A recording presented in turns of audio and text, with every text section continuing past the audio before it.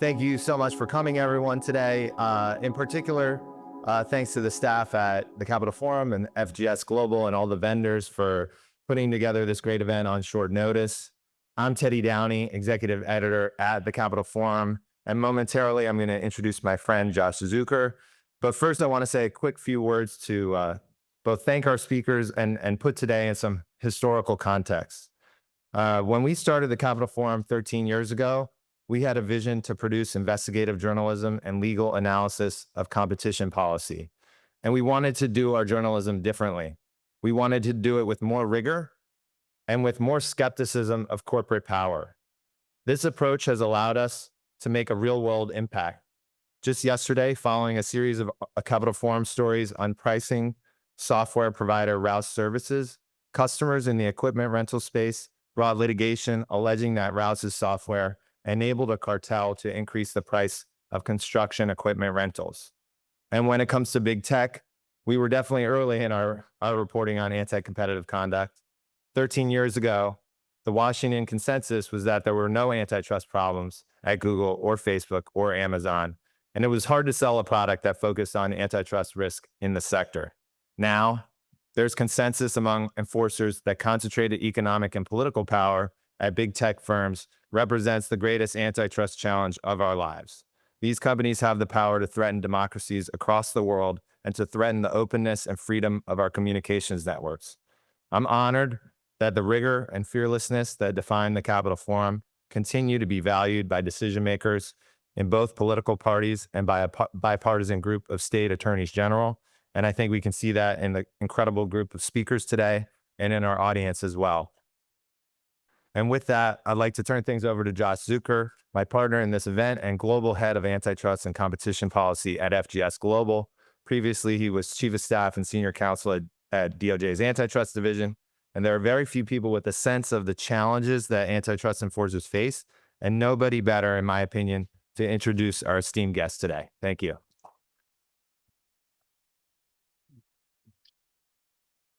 Thanks, Teddy. As Teddy said, I'm Josh Zucker. I'm the head of competition and antitrust at FGS Global. FGS Global doesn't have the same up from the bootstraps story that Capital Forum might. We were not founded in some rented office space, but we are a combination of Finsbury, Glover Park, Herring Schubner, and Sard Verbinnen. All four firms were once independent firms at the top of their class in public affairs, public relations, investor relations, and government relations. We have taken those firms and made one global leader where we are a business advisory and public affairs firm across 4 continents, over 1,200 people, all working together to provide solutions and advice for today's corporate clients, nonprofits, and individuals. Again, I want to just thank our panelists here, the chairman of the FTC and the assistant attorney general for antitrust. And I'm here also to introduce probably one of the intellectual founders of this moment, Oren Cass. And when I say this moment, what I mean to say is that we are living in a world where there is tremendous continuity between Trump 1, the Biden administration, and Trump 2 on antitrust. There are very few areas in government life where there is more continuity than difference between these two administrations, and antitrust and competition is one of those. Oren Cass, who will be our moderator today, like I said, is the intellectual founder of that bridge. Where to begin? Oren was the domestic policy advisor for Mitt Romney's 2012 campaign. He did that while, I believe, still at Harvard Law School. So he was a full-time Harvard student and a full-time domestic policy advisor for a presidential campaign. After the Romney campaign, he became somewhat of an iconoclastic thinker for where things have gone wrong in the American economy. He wrote a book called The Once and Future Worker, A Vision for the Renewal of Work in America, which brought about a lot of the issues of concentration, lack of dynamism, unfair trade practices, corporate power that have so bedeviled a lot of administrations and policymakers since. Orrin joined the Manhattan Institute as a senior fellow in 2015. He's published more than 15 reports for the Manhattan Institute, including their Issues 2016 and Issues 2020 series. He's testified before congressional committees. And in 2020, he started American Compass, which is a think tank that seeks to reorient conservative thought around fairness for workers and more competition. So, with that, let me introduce Orrin Cass and the rest of our panel. Thank you.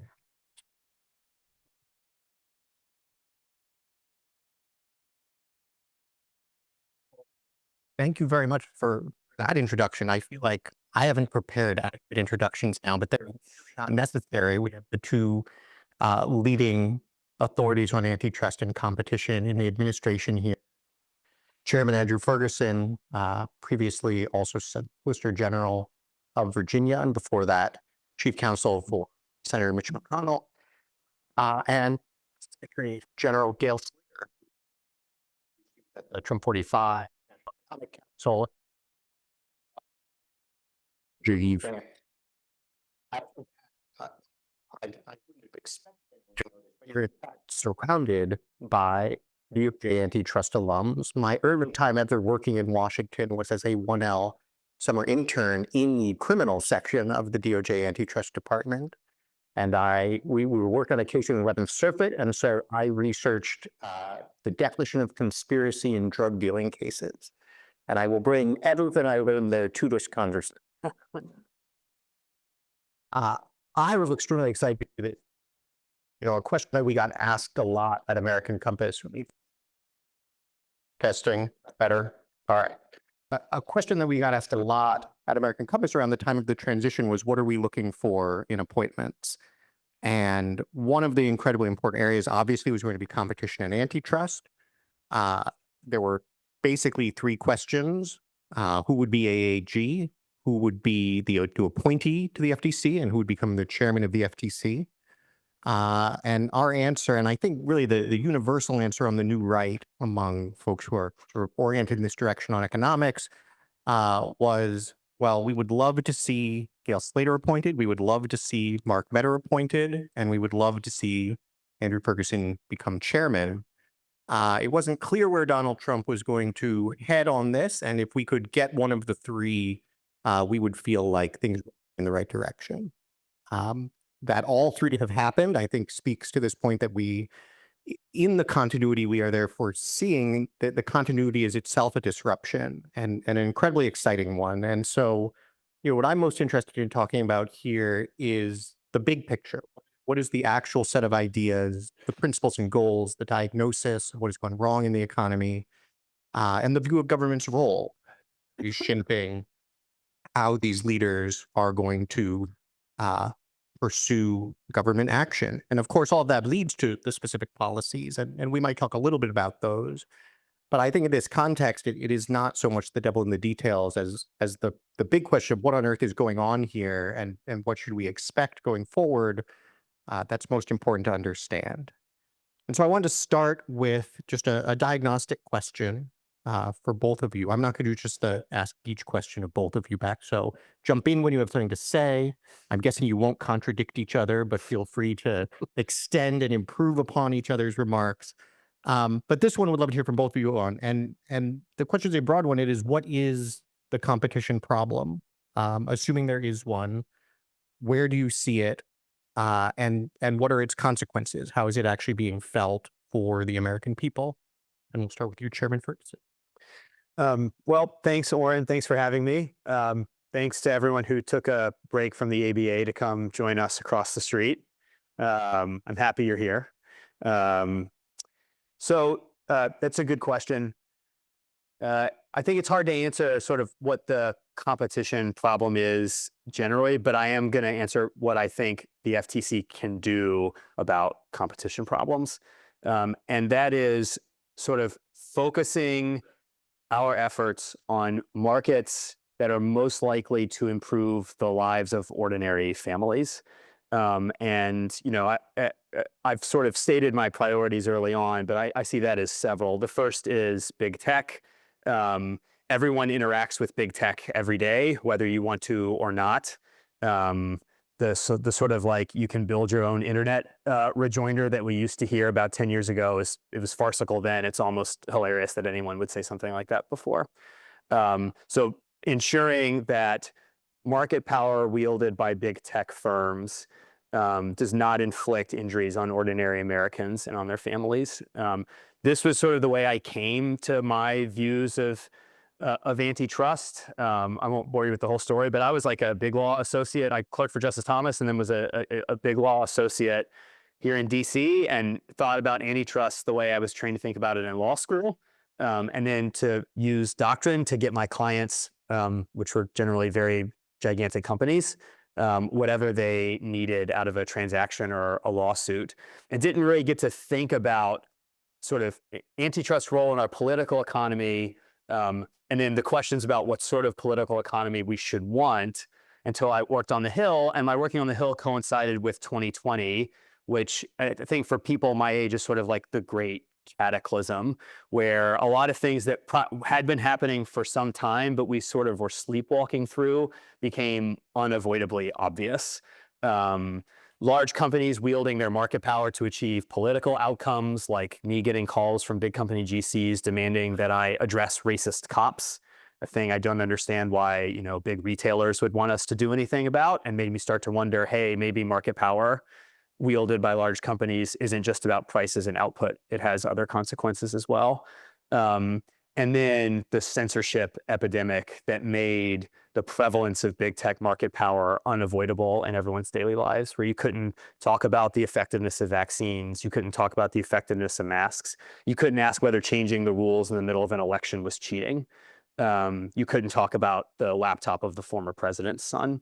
That was sort of my, it's cliche, but it was my awakening. But it more just made me aware about the existence of the market power and how it can affect ordinary Americans in ways that we weren't really thinking about before. And then as Solicitor General of Virginia, working in big law and on the Hill and clerking in the Supreme Court, you don't get to see how the law and the enforcement of the law and the construction of the law affects sort of ordinary Americans. You're kind of removed from it. But when you're Solicitor General in a small AG's office, you see how your work affects people like in real time. Like I would litigate cases that were being decided from the bench, and the Virginians affected by it were like crying with joy because of the outcome in all of our mask cases. And working on the Google ad tech case with the Department of Justice and on big consumer protection issues made me realize government intervention to prevent monopoly is good. And that is because the biggest threats to competition, to human flourishing, are big government and big monopoly. And conservatives for a long time were really good about talking about and addressing big government, and were basically turning a blind eye to, or more charitably, wildly underestimating the effects of big monopoly. And 2020 and my service in Virginia palpably revealed to me, yes, we should care about big government, we should care about overregulation, but we should not use that as a reason to excuse big monopoly because we're so afraid of intervention to protect Americans from big monopoly. And I think that's the thing that unlocks sort of the refreshed view of antitrust on the right, is accepting, yeah, big government is bad and dangerous to human flourishing. Big monopoly can do much of the same stuff that big government can. And if the government's supposed to promote human flourishing, intervening to protect us from big monopoly is what this is all about. Well, your AG's leader, I'm curious if you want to drill on any of those, or if there are other elements of the picture at this point that you see as major challenges that are in focus for you. Yeah, so everything he said. And then just to bring my own personal perspective, so I just went through a confirmation process, and that teaches you a lot. It's quite a humbling experience. I don't highly recommend it, but it is a humbling experience. And I was very grateful to come out the other side. But, a big part of the process is you meet with senators individually, And then, of course, you have the hearing and there's a little bit of political theater and so on. Then you wait for a vote. Okay. So the most revealing part to me of the whole process was meeting with individual senators, Republican and Democrat, all of whom share a concern about concentration within our economy. And that was the big reveal. Not everybody, but a significant number of them, such that my vote out of committee was 20-2, which shocked quite a few people, I think. And so another data point from the hearing was some charts, a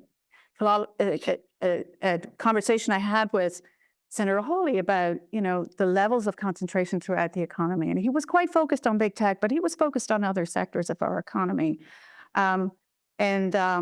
We went back and forth on that. And so I think that it's very interesting, the moment that we're in. I think Republicans are seeing a lot of what Democrats have seen in the previous administration. There's a through line from the first Trump term to today. And then the final point I would add is, very much endorse this idea of what you and Sohrab Ahmari, who's another new right thinker, have called this, tyranny.com and tyranny.gov distinction. And so, and what I said in my opening remarks at the hearing, and I meant it very sincerely, is that for an increasing number of Americans, tyranny.com and tyranny.gov are two sides of the same coin. So.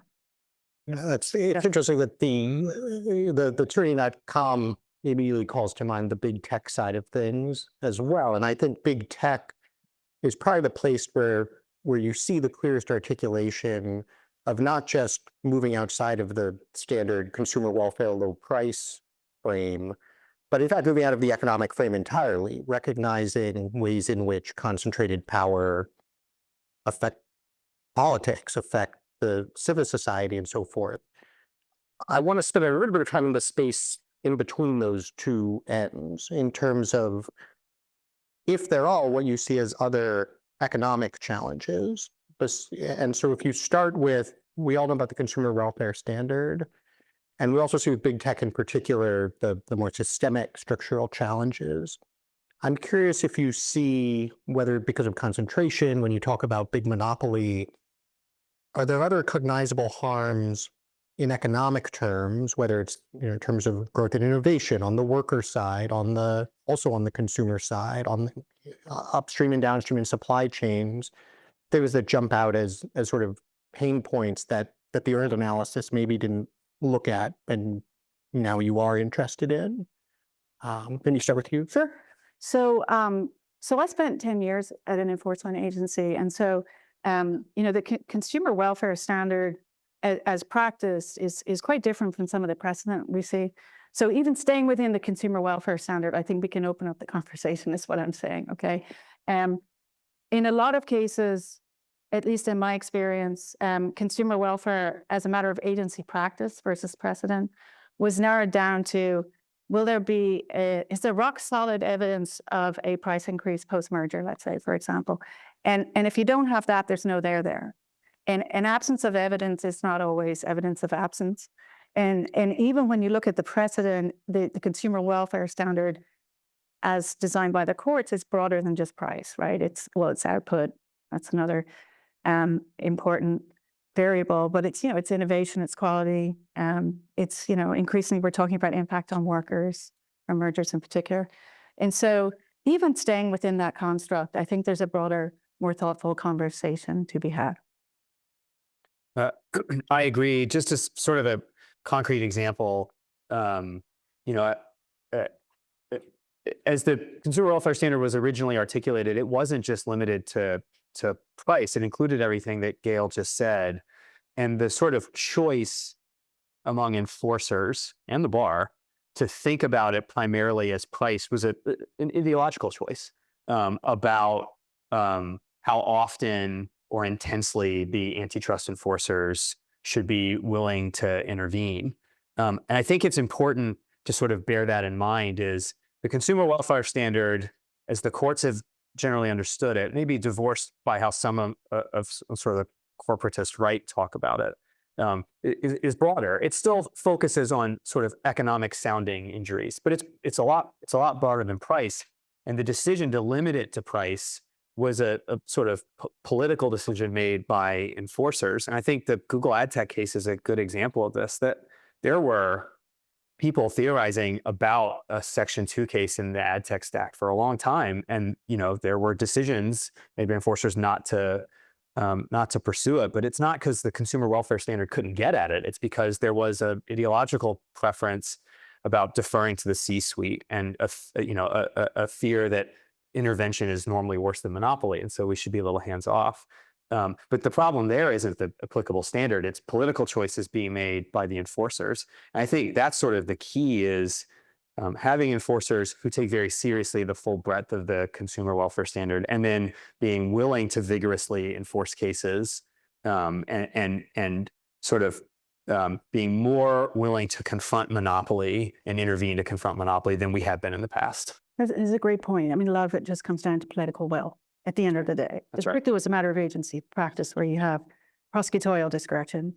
And then just to riff a little bit, even moving beyond the consumer welfare standard more into your world, Oren, where we're talking about trade and so on, and rethinking neoliberal economic policy writ large. I think what we're talking about is also of a piece with, the trade discussion, right? We're starting to think about, instead of the pivot to Asia, let's have the pivot to America when it comes to trade, and start thinking about our fellow citizens and the impact of trade policy on them. And I think that's of a piece with what we're talking about at a more micro level. I'm so fascinated by this. For foreign visitors, we have Sunday shows, political shows here, and people tune in. Not as many as used to, of course, but the Treasury Secretary was on a Sunday show a couple of Sundays ago, was asked about tariffs, and so I've mentioned the war, and apologies, but it was important because he was asked about tariffs. He was confronted about the use of tariffs by the administration, and he said, we have to rethink our economic policy in broad strokes, and we have to do better by our fellow citizens than let them eat flat screen TVs. And that's a U.S. Treasury Secretary. He's also a Wall Street guy. I think there's a lot of interesting rethinking happening either side of the antitrust silo, and so we're a piece of that, I guess. Yeah. Yeah, well, it's a very interesting point that, and I think Secretary Bestman has said other places, the American dream isn't just cheap stuff. That's right. The idea that whether you want to think of that as a broader definition of consumer welfare, or recognizing that there are a lot of important things we look to markets for besides just consumption, it I guess, like you said, leads directly to the question of, okay, what do we want competition for, and what do we need competition for? I wanted to pick up on something that hopefully frame the discussion in terms of the continuity between administrations, because I think it's fair to say that probably the last administration would not have disagreed with a lot of the things that you guys just said. I think conversely, there are also some very clear differences, both in sort of where you would have different theories of the case, and then probably in what that's going to mean for how you approach it. So I'd love to dig in on that a little bit, and we'll hold you to both addressing at the theory of the case level and at the operation of government level what you think some of the differences might be. Maybe, Trevin, thinking with what you're seeing at the FTC first. Sure. I've talked about this a little. I do think that under the previous administration, there was a pretty obvious ideological predisposition against merger and acquisition activity. At least at the FTC, it was sort of unapologetic. And sort of at the macro level, I don't share that view. I mean, look, like just as a practical matter, our most innovative companies are little companies, and they need capital in order to bring their products to market. And sometimes they need to achieve scale. And I think we need to be very realistic that part of encouraging innovation has to include M&A. It just does. If you sort of have a hard and fast opposition to M&A, that's going to dry up capital, because who would want to invest in something they can't get their investment back out of? I think it just doesn't. And so I think the way that at least at the FTC, that ideological opposition was often operationalized was sort of sub-regulatory. There was, I've heard this complaint a lot from business. A deal would go to the FTC and it would sort of disappear. And staff, were being told not to engage on it, don't explain why it's taking so long, don't explain the theories that they're relying on. And it led to tremendous uncertainty. And uncertainty is the enemy of growth. Regulatory uncertainty is the enemy of growth. And so I think, part of my objective is to promote certainty and clarity. And the feedback I've gotten from the business community is obviously we care about the substance of your views, but we care more about them being articulated and then stuck to, because then we can plan appropriately. And so, part of the reason that I elected, at least at the FTC, to retain the 2023 merger guidelines was to promote continuity. If we get into this recriminatory cycle of every new administration repealing the guidelines, the guidelines will become meaningless partisan sort of jeremiads, and they won't be useful for businesses or for courts. And we would spend we would invest tremendous resources in rewriting the things. They wouldn't even be around for that long because it takes a long time to write the things. And so keeping them out there, promotes certainty, promotes clarity too. I say, look, this is sort of how we approach these things. But the other thing that I think is really important, at least the FTC, is, when we get deals, we're going to scrutinize them. Congress has set timelines for their scrutiny. And if we think that the deal is illegal or poses a real competition problem, we're going to act like we're going to go to court. And if we don't, we're going to get out of the way, and we're going to get out of the way quickly. That will allow everyone to know, all right, these are the rules. We know that we'll get an answer. We know it won't disappear. They're not going to just wait for the deal to become unprofitable. And that's, macro applied at the micro. But to be clear, I don't have an ideological predisposition against M&A. It doesn't follow, however, that I think it should just be open season, and that we ought to return to sort of an era that was characterized by tremendous deference to the C-suite and a preference for monopoly over intervention because of the fears of the false positives. And so I see it as my goal and my job is to thread that needle where, healthy, pro-competitive M&A that allows American innovation to thrive is it passes through quickly with certainty, and it's the anti-competitive stuff we move with equal alacrity to stop. Great. Yeah, That's where Jay. Yeah, just agree with that all in broad strokes. And then one thing I would call out, because I was asked again at the hearing about it, and we gave a mindful response to the question. I would be more of a proponent of remedies in merger cases, they are successful. There's obviously a strong bias for structural remedies. I again repeat, I spent 10 years in an enforcement agency, and to use very technical language, I know a bullshit consent when I see one. And so I've been using it as an example because I can talk about it more publicly. An example of a merger where we had two rental car companies merge. This is going back about 10 years, and I'll try to be careful here, but in brief, we had a divestiture and a buyer, and we were told and sworn, the commission was told that this was a very robust structural remedy. And it was not. It to the point where 4 months after the commission signed off on the divestiture, the buyer and the assets were in a bankruptcy court. And the only qualified buyer of the assets out of the bankruptcy court was one of the rental car companies. Okay, so this is quite a well-known example. That's my textbook definition of a bullshit consent, and I'm not here for that. I'm just not. And I've been saying this to as many people as will hear me, and we've multiplied it by a couple of hundred here, so spread the word. I want to ask you about remedies also and what you're thinking about there. Yeah, I completely agree with Gail. Part of the value of remedies is if the agency, look, we've got the resources we need to do the job, but those resources are finite.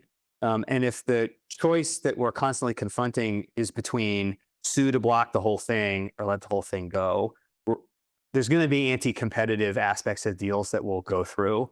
And, a realistic sort of remedies program allows us to prevent anti-competitive merger activity without having to sort of have the only choice be sort of the capital punishment, basically.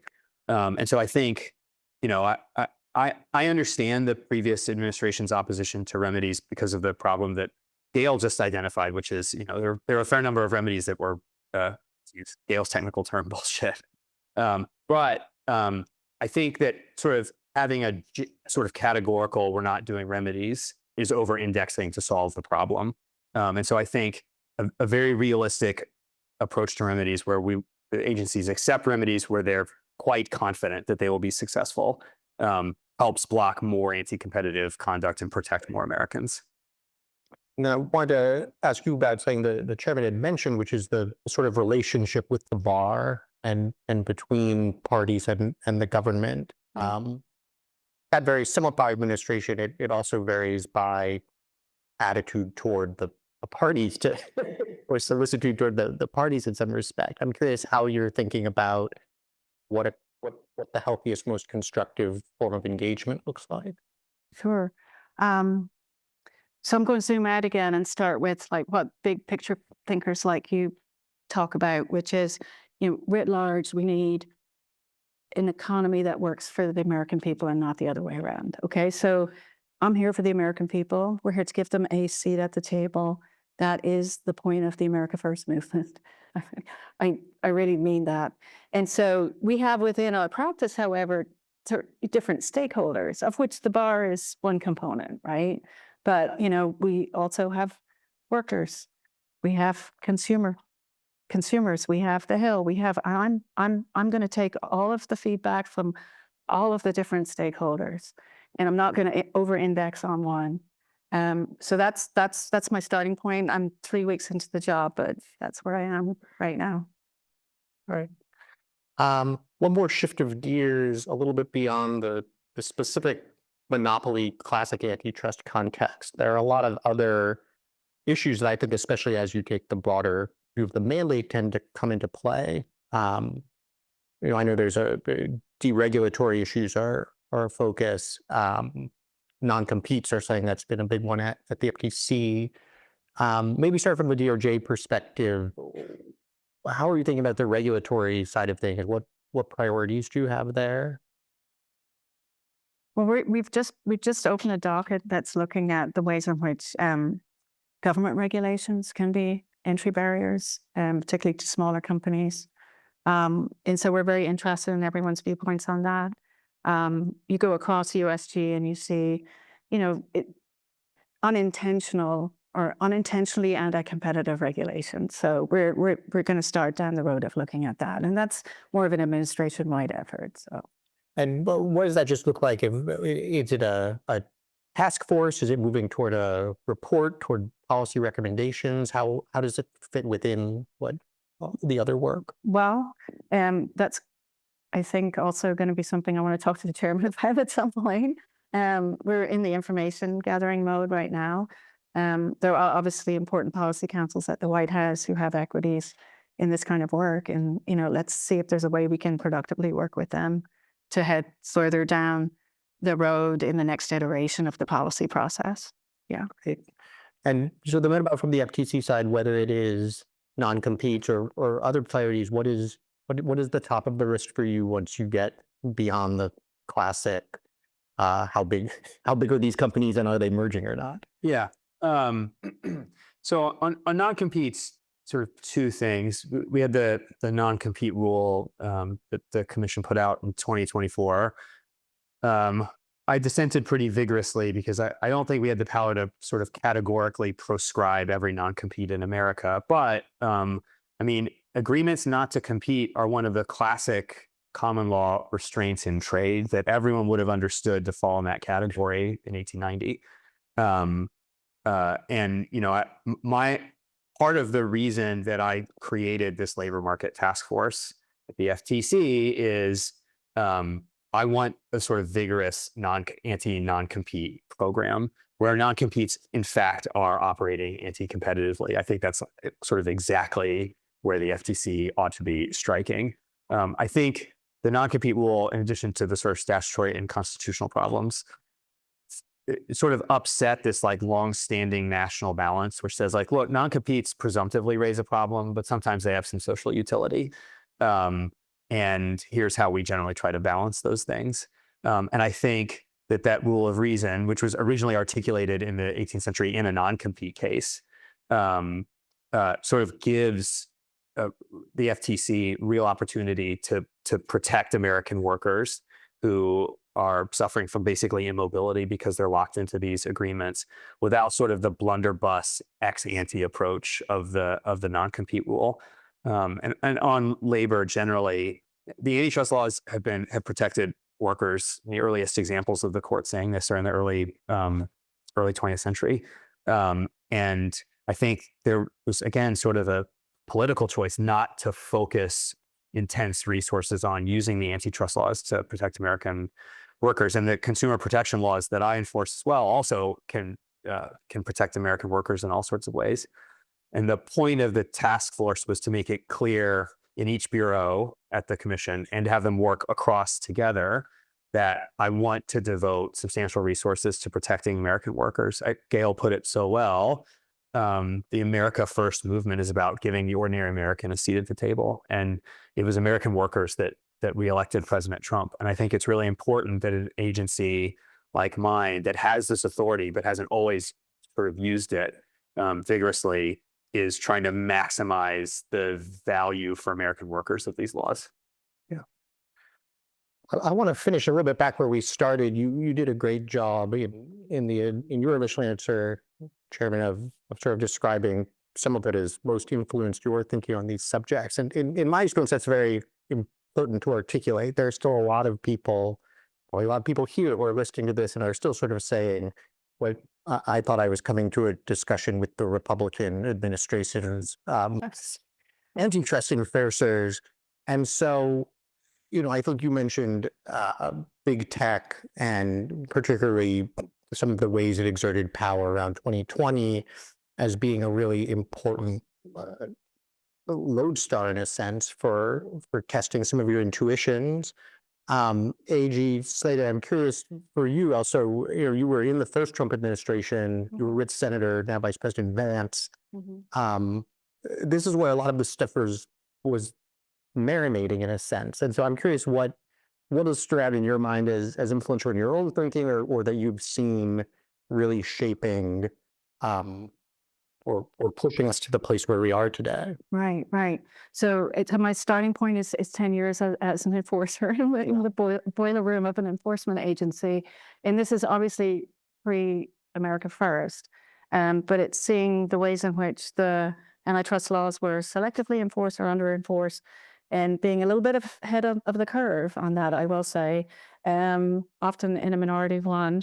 And then more recently, working in the Vance office, and it was a short-lived office. We were 2 years in the Senate, but boy, was I around some like really big brains. So many of whom are in.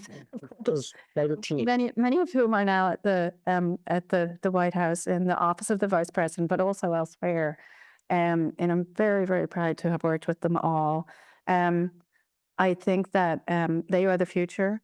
I did a lot of work on the transition and on the personnel side and the policy side, but the personnel side was the bit that brought me the most joy because I met so many young people who are having these conversations on a daily basis, very influenced by you and other thinkers on the new right.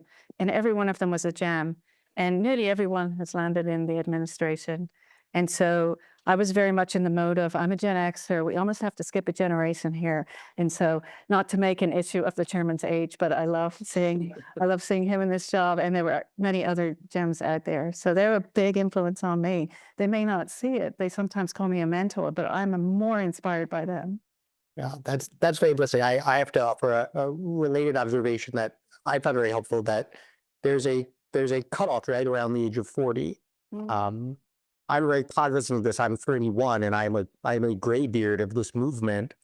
And I think I point out the vice president, as he said during his debate, he made a point of saying, I'm 30 years old. It's actually quite significant, I think. If you are any older than that, you remember the Cold War, you remember Ronald Reagan's presidency, you at least remember your parents telling you on the television that this was the Berlin Wall coming down. If you are 42 or younger, that's all just history books. Pushing off the road is the first thing I remember. Bill Clinton was my idea of a Democrat. And what that means for people of that age or younger is the set of challenges that we have seen in the American economy are not excess government regulation and intervention in business. It is the runaway financial crisis and after effects of that, which seemed certainly related to a lack of regulation. It is then the rise of big tech in a sense that, innovation for us isn't computers and the internet, and that stuff was just always there. Innovation for us is these giant monopoly platforms that, if you survey teenagers today, most of them will say they actively wish these things didn't even exist.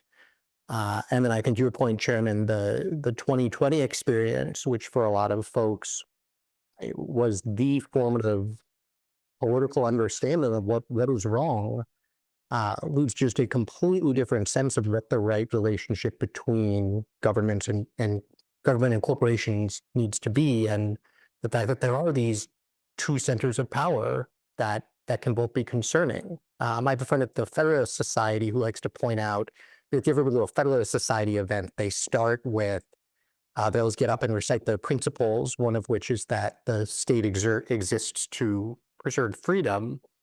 And she says, but we never say freedom from what?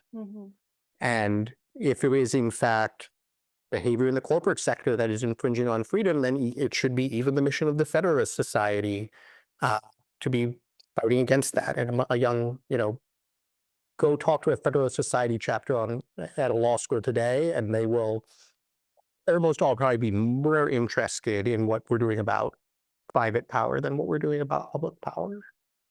I guess maybe we wrap up with one more question for you, Chairman, on this point about corporations versus government.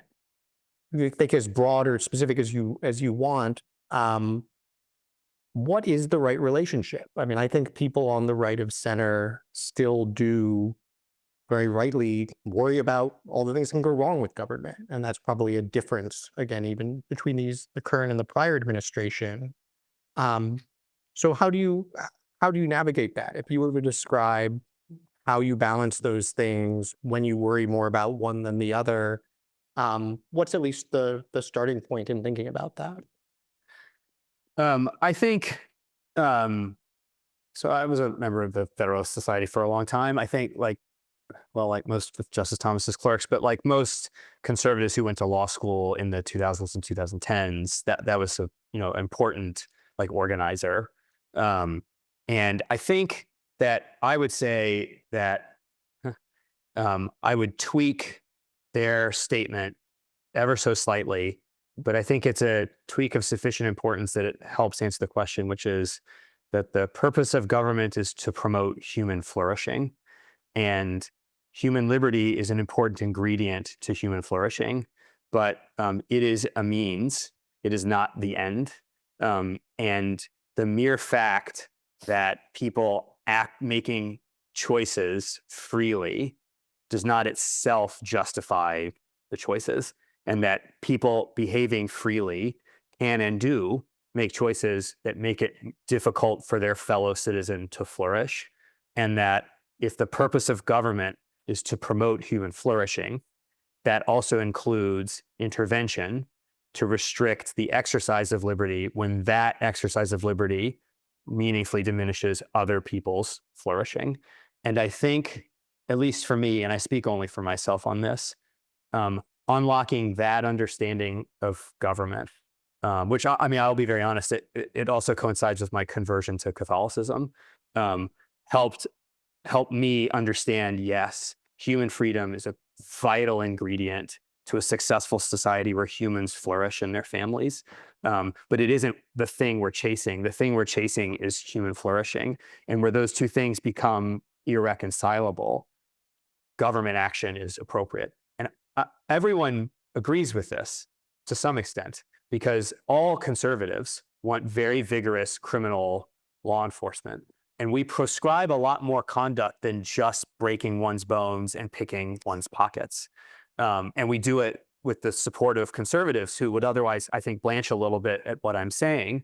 And I think generally what I say is, if you favor robust criminal law enforcement and you favor it because the only way societies can flourish is if we're free of the depredations of dangerous predators, you actually agree with me. And then we're having a debate over when the intervention is appropriate. But once we have framed it as a question of human flourishing and not human freedom, bar none, then I think we have oriented the question about when intervention is appropriate toward its proper purpose. But speaking again only from my personal experience, that sort of switch, which is the purpose of government, is to promote the flourishing of individuals and families.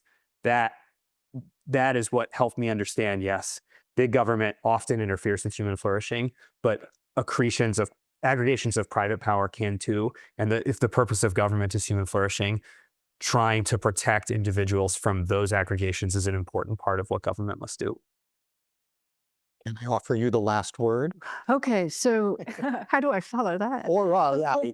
I'm not a card-carrying member of the Federalist Society, but I will say two points. One, to double-click on how interesting it is that Republicans outside of antitrust, we are the party of law enforcement, right? This is a truism, and we do support vigorous law enforcement. And then the other is, you look back to the public record, the congressional record around the Sherman Act, and it was very, very clear from the senators, and it was 51-1 vote in the Senate, that they were very, very concerned about the aggregation of private power. And that was what animated that legislation, which is the founding document of antitrust in this country. And Senator Sherman, also a Republican senator from Ohio, so there's something in there, took to the floor of the Senate and said something like, if we won't tolerate a king in our politics, we should not tolerate a king in the necessities of life and in commerce and so on. And these are two sides of the same coin. And so we're just following on in that very rich tradition. Well, on those delightfully challenging and heterodox notes, Okay. thank you very much.